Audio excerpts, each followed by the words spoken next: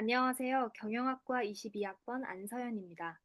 성균관대학교의 혁신 수업 중 하나인 플립러닝에 대해서 알아보겠습니다. 전 오늘 플립러닝의 정의부터 특징, 제가 직접 수강했던 플립러닝 수업 경험과 얻은 성과를 나눠보고자 합니다.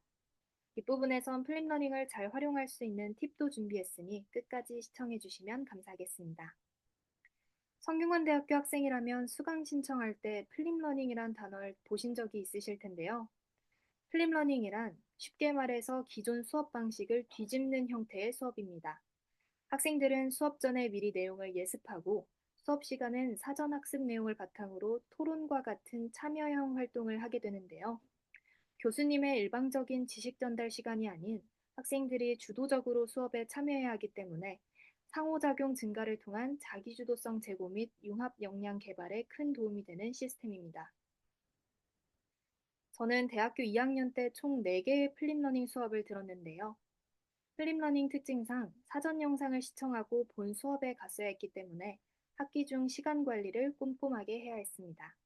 마케팅 관리, 조직 행동, 재무 관리, 총 3개의 전공을 플립러닝으로 수강했는데요.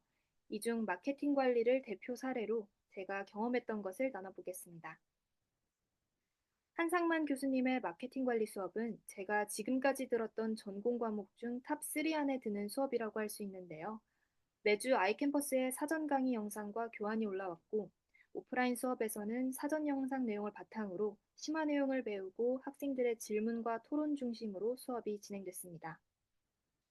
총 2번의 시험과 한 학기 동안 팀을 구성해 특정 기업에 대한 마케팅 분석 보고서를 작성하고 발표해야 하는 팀 프로젝트가 있었습니다. 이렇게 다양한 부분에서 점수를 매기기 때문에 단순히 시험만 잘 본다고 좋은 성적을 기대할 수 있는 수업이 아니었습니다. 이 수업의 큰 특징으로는 첫 번째로 오픈북 시험인데요. 제가 수강할 당시에 중간 기말 시험 모두 약수령, 서술형으로 이루어진 오픈북 시험이었습니다. 중요한 개념은 물론이고 마케팅 용어를 활용한 예시를 들어야 하는 질문을 포함한 이해 바탕의 시험 문제들이 출제됐는데요. 전공책 또한 상당히 두껍기 때문에 오픈북이지만 대략적인 목차를 알아가는 것도 필요했습니다. 두 번째 특징은 참여 점수의 높은 비중인데요. 수업하는 동안 학생들이 질문하거나 토론에 참여하는 횟수가 성적에 포함됐습니다. 저는 프로젝트와 시험에서 좋은 점수를 받았지만 평소 참여 점수에서 낮은 점수를 받아 최종적으로 A 학점을 받았는데요. A 플러스를 받고 싶은 수강생은 참여 점수도 신경 써야 하는 수업이라고 볼 수 있습니다. 마지막으로 팀 프로젝트가 있는데요. 팀 구성부터 보고서 작성, 발표까지 학생들이 알아서 해야 하기 때문에 좋은 팀원을 만나고 본인의 역할을 잘 수행하는 것이 중요합니다. 적극적인 자세로 평소 오프라인 수업에 참여하면 좋은데요. 팀 프로젝트 발표 후에도 발표에 관한 토의 시간이 있기 때문에 발표를 잘 듣는 것도 중요합니다. 오프라인에서 배우는 내용 또한 결국 사전 영상을 바탕으로 연결되는 내용인데요. 그래서 사전 영상을 꼼꼼히 보고 내용을 흡수해야 합니다. 아래 사진은 제가 했던 팀 프로젝트의 일부 사진 자료입니다. 여러 개의 플립러닝 수업을 통해 저는 효율적인 시간표를 짤 수 있었는데요. 온라인과 오프라인의 비중이 비슷한 플립러닝 덕분에 통학생 인전 학교 가는 요일을 줄이고 공강을 만들어서 사전 영상 시청이나 다른 활동 시간으로 활용할 수 있었습니다. 사전 영상으로 예습한 내용을 오프라인에서 복습할 수 있어서 깊이 있는 이해는 물론이고 팀 활동과 토론 활동 등을 통해 협업 능력과 의사소통 능력도 기를 수 있었습니다. 최종적으로 저는 스스로 계획하고 학습하는 자기주도적인 학기를 보낼 수 있었습니다. 플립러닝 수업은 제 전공 공부에도 큰 도움이 되는데요. 사전 영상과 오프라인 활동을 통해 자동으로 예습과 복습이 되면서 내용을 오래 기억할 수 있었고, 다른 전공을 들을 때 유용했습니다. 실제로 제가 마케팅 관리 수업에서 배웠던 개념들이 다른 마케팅 관련 전공 수업에서도 많이 나왔기 때문에 완전히 새로운 것을 배워야 한다는 부담이 없었는데요. 특히 전공을 국제어로 듣는 경우엔 이미 한국어 뜻을 알고 있었기 때문에 수업을 이해하는 데에 있어 훨씬 수월했습니다. 이렇게 배운 것을 오래 기억할 수 있었던 이유는 플립러닝을 통해 수업 내용을 제대로 흡수한 덕분이라고 생각합니다. 플립러닝에서 배운 것들은 학교 안에서뿐만 아니라 학교 밖에서도 활용할 수 있었는데요. 토론이나 팀 프로젝트가 많은 플립러닝 수업에서 전 다른 학우들과 협업하는 기회가 많았습니다. 마케팅 관리에서 한 팀 프로젝트를 통해 얻은 협업 능력과 하나의 결과물을 만들어가는 과정이 스펙이 별로 없었던 저학년 시절의 저에겐 좋은 이야기 소재가 됐는데요. 그래서 대외 활동을 지원할 때 협업 관련 질문이 나오면 이런 경험을 녹여서 대답하기도 했습니다. 덕분에 좋은 결과를 얻어서 새로운 활동을 하고 제 학업 외의 스펙도 점점 쌓을 수 있었는데요.